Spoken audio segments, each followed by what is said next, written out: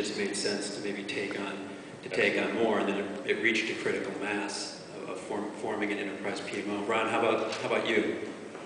The New York City Housing Authority is the largest public housing authority in North America.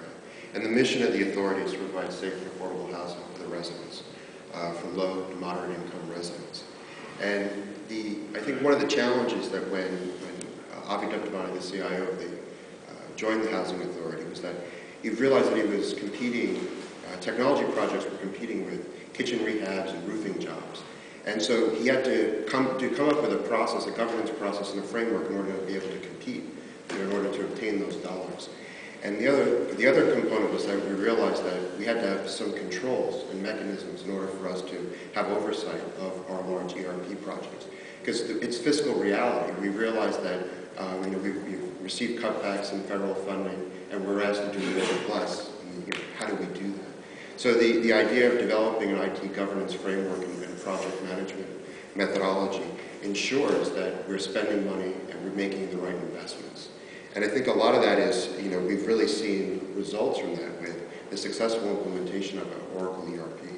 And a lot of what came out of that successful implementation was a way for us to kind of, develop our governance framework and kind of use that as an opportunity, as a best practice and a lesson learned for what worked for the authority.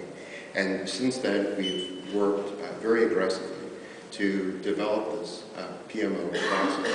And I think that one of the things that we've looked at is, kind of taking small steps and developing this. Kind of starting out with a standardized reporting process, making sure that we have a process where we can get information up to executive sponsors, making sure that executive sponsors are committed and part of all the various IT initiatives that we have.